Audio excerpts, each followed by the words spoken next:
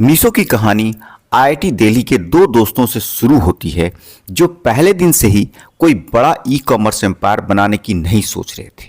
वे बस भारतीय शॉपिंग की एक छोटी लेकिन जिद्दी प्रॉब्लम को सॉल्व करना चाहते थे। विनीत आत्रे और संजीव बर्नवाल ने युवा इंजीनियर्स के रूप में शुरुआत की। उनकी शुरुआती करियर्स अलग अलग थी, लेकिन दोनों का एक कॉमन बिलीफ था कि टेक्नोलॉजी आम लोगों के लिए नए दरवाजे खोल सकती है। 2015 में उन्होंने फैशनियर नाम की एक कंपनी शुरू की जो हाइपर लोकल फैशन पर फोकस्ड थी। आइडिया सीधा था, ट्रेंडी प्रोडक्ट्स को पास के इलाकों से लाना और उन्हें जल्दी से डिलीवर करना। लेकिन जब उन्होंने रियल कस्टमर्स को ऑब्जर्व किया तो उन्हें एक जरूरी बात समझ में आई। लोग स्पीड से ज्यादा वैरायटी और चॉइस को तवज्जो देते हैं, यानी इंपॉर्टेंस देते हैं। इसी सिंपल इंसाइट ने उन्हें अपनी पूरी डायरेक्शन पर दोबारा सोचने के लिए मजबूर कर दिया। इसके बाद उन्होंने पिवोट किया। एक छोटे हाइपर लोकल फैशन प्लेयर बने रहने की बजाय उन्होंने ऐसे टूल बनाना शुरू किया जो छोटे शॉप ओनर्स और होम बेस्ड सेलर्स को व्हाट्सएप और फेसबुक जैसे सोशल प्लेटफॉर्म के जरिए बेचने में मदद कर सके। यही इंडिया में सोशल कॉमर्स का शुरुआती बीज था। 2016 में इस आइडिया को नया रूप दिया गया और इसे मीशो नाम दिया गया, जो मेरी शॉप या माई शॉप का शॉर्ट फॉर्म था। विजन साफ था, बिना बड़े कैपिटल या टेक स्किल्स के किसी को भी सेलर्स बनने का मौका देना। शुरुआत में मीशो की खासियत वेयर हाउसेज या चमकदार ब्रांड कैंपेन्स नहीं थी। इसकी असली ताकत लोग थे, खासकर महिलाएं जो घर से कमाई करना चाहती थी। एक रीसेलर सप्लायर्स के प्रोडक्ट चुन सकती थी, उन्हें व्हाट्सएप पे फ्रेंड्स और नेबर्स के साथ शेयर कर सकती थी, ऑर्डर्स ले सकती थी और मार्जिन कमा सकती थी। यह trusted Indian word of mouth shopkeeper का एक डिजिटल वर्जन जैसा था। बस फर्क इतना था कि दुकान अब फोन के अंदर थी। शुरुआती ग्रोथ धीमी थी, फिर अचानक तेज हो गई। जैसे जैसे ज्यादा यूजर्स को पता चला कि वे ऑलमोस्ट जीरो इन्वेस्टमेंट से शुरुआत कर सकते हैं, मीशो छोटे मैन्युफैक्चरर्स और टीयर 2, टीयर 3 और रूरल इंडिया के फर्स्ट टाइम ऑनलाइन बायर के बीच एक ब्रिज बन गया। इन्वेस्टर्स ने भी इस अनयूजुअल मॉडल को नोटिस करना शुरू किया। 2019 तक सोशल कॉमर्स इतना रियल हो चुका था कि फेसबुक ने किसी इंडियन स्टार्टअप में अपनी पहली इन्वेस्टमेंट करते हुए मीशो को बैकअप किया। इससे सिग्नल मिला कि प्लेटफॉर्म का व्हाट्सएप ड्रिवन अप्रोच पूरे देश में स्केल कर सकता है। 2021 में मीशो ने फिडेलिटी और बी कैपिटल के नेतृत्व में एक बड़ा फंडिंग राउंड रेज किया, जिसमें कई ग्लोबल इन्वेस्टर्स शामिल थे। स्टार्टअप फंडिंग वेव के पीक समय में इसकी वैल्यूएशन लगभग $4.9 बिलियन हो गई थी।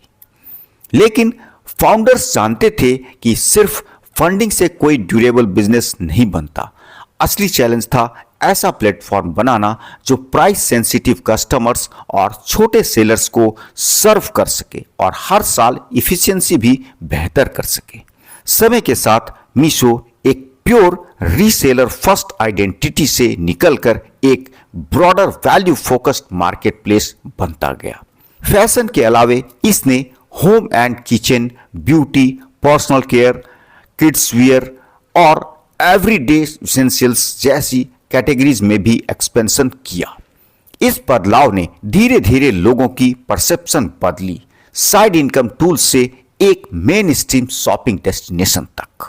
मीशो की अपनी रिपोर्ट्स बताती है कि यह एक्सपेंशन कितना बड़ा था। फिनेंशियल ईयर 24 में ऑपरेशन से रेवेन्यू लगभग 5,735 करोड़ से बढ़कर लगभग 7,615 करोड़ हो गया, जिसका कारण यूजर ग्रोथ और ऑर्डर फ्रीक्वेंसी का बढ़ना था। दिसंबर 2024 के अंत तक प्लेटफॉर्म पर लगभग 187 million unique annual transaction users और करीब 1.3 बिलियन टोटल ऑर्डर्स थे, जिससे यह इंडिया के mass market online shopping engines में से एक बन गया। कंपनी ने यह भी बताया कि FY24 एक ब्रेक थ्रू ईयर था। इसने उस पीरियड में प्रॉफिटेबिलिटी अचीव की और लगभग 197 करोड़ का positive free cash flow generate किया। यही मीशो की स्ट्रेंथ साफ दिखती है। इसकी सबसे बड़ी स्ट्रेंथ इसका फोकस रहा है। इसने प्रीमियम ब्रांडिंग में अमेजॉन से अमेजॉन या फ्लिपकार्ट से फ्लिपकार्ट बनने की कोशिश नहीं की। इसके बजाय इसने वैल्यू कॉन्शियस कस्टमर्स का ट्रस्ट जीता, जिन्हें लो प्राइसेज, सिंपल इंटरफेस और रोजमर्रा की जिंदगी से जुड़े प्रोडक्ट्स चाहिए थे। सेलर्स के लिए इसका जीरो कमीशन अप्रोच भी एक बड़ा स्ट्रेंथ बना, जिसने छोटे मैन्युफैक्चरर्स और ट्रेडर्स को बड़ी संख्या में अट्रैक्ट किया। लो प्राइस प्रॉमिस को निभाने के लिए लॉजिस्टिक्स को स्मार्टर और चीपर बनाना जरूरी था। मीशो का जवाब था वेलमो, एक एसेट लाइट लॉजिस्टिक्स एग्रीगेटर जो हजारों लोकल पार्टनर्स के साथ काम करता है। आईपीओ से जुड़े ब्रोकर रिपोर्ट्स में बताया गया कि वेलमो शिफ्ट ऑर्डर्स का एक बड़ा हिस्सा संभालता है और इससे मीशो की पर शिपमेंट कॉस्ट कम हुई है, जिससे वैल्यू कॉमर्स की इकोनॉमिक्स बेहतर हुई। कंपनी ने डिस्कवरी, पर्सनलाइजेशन और कस्टमर सपोर्ट के लिए एआई का भी इस्तेमाल किया, ताकि फर्स्ट टाइम ऑनलाइन बायर्स के लिए अफोर्डेबल शॉपिंग आसान लगे। लेकिन हर स्ट्रेंथ के साथ एक शैडो भी होती है। मीशो की वीकनेस उसी मार्केट से जुड़ी है जिसे वह सर्व करता है। Value commerce thin margin, high order volume और लगातार कॉस्ट डिसिप्लिन पे डिपेंड करता है। अगर लॉजिस्टिक्स कॉस्ट बढ़ जाए या कस्टमर एक्विजिशन फिर से महंगा हो जाए तो प्रॉफिटेबिलिटी पर जल्दी जवाब आ सकता है। प्लेटफॉर्म को फ्रॉड, काउंटरफिट लिस्टिंग और पॉलिसी वायोलेशन से भी लगातार लड़ना पड़ता है, जो फास्ट स्केलिंग मार्केट प्लेस में कॉमन रिस्क है। कंपटीशन भी इसकी एक कड़ी सच्चाई रही है। जैसे जैसे इंडिया में सोशल कॉमर्स और लो प्राइस कॉमर्स बढ़ा, राइवल्स और बड़े प्लेटफॉर्म्स ने भी सिमिलर अफोर्डेबल रेंज ऑफर करनी शुरू कर दी। मीशो को सेलर टूल, डिलीवरी प्रोमिसेज और प्रोडक्ट क्वालिटी लगातार इंप्रूव करनी पड़ी। साथ ही हेवी डिस्काउंटिंग से ग्रोथ चेस करने के टेम्पटेशन से भी बचना पड़ा। लीडरशिप ने हाल के वर्षों में पब्लिक मैसेजिंग में बार बार इफिशियंसी और फ्री कैश फ्लो पे जोर दिया है, न कि लॉस हेवी एक्सपेंशन पे। फिर भी अपॉर्चुनिटीज बड़ी बनी रही। इंडिया में ई कॉमर्स ग्रोथ की अगली वेव छोटे टाउन और फर्स्ट टाइम बायर्स से आने की उम्मीद है, और यही वह सेगमेंट है जिसे मीशो सबसे अच्छे से समझता है। सेलर्स के लिए फाइनेंशियल सर्विसेज को एक्सपैंड करना, कंटेंट लेड कॉमर्स के साथ एक्सपेरिमेंट करना और डेली एसेंशियल्स में गहराई से उतरना यूजर सिकनेस बढ़ा सकता है। प्लेटफॉर्म का डेटा बताता है कि सेलर्स तेजी से ऑनबोर्डिंग कर रहे हैं और कस्टमर्स तक जल्दी पहुंच रहे हैं, जिससे सप्लाई डिमांड का लॉन्ग टर्म फ्लाईव्हील मजबूत होता है। लेकिन थ्रेट्स कभी दूर नहीं रही। रेगुलेटरी चेंजेज, क्वालिटी को लेकर बढ़ती कस्टमर एक्सपेक्टेशंस और बड़े कंपटीटर्स की अग्रेसिव प्राइसिंग, ये सभी कांस्टेंट रिस्क हैं। जिस स्केल से मीशो पावरफुल बनता है, वही स्केल ऑपरेशनल कम्प्लेक्सिटी भी लाता है। जब आप करोड़ों यूजर्स और लाखों सेलर्स को सर्व करते हैं तो छोटी सी ट्रस्ट इशू भी हेडलाइन बन सकती है। फिनेंशियल ईयर 25 तक मीशो की ग्रोथ स्टोरी में एक और लेयर जुड़ गई है।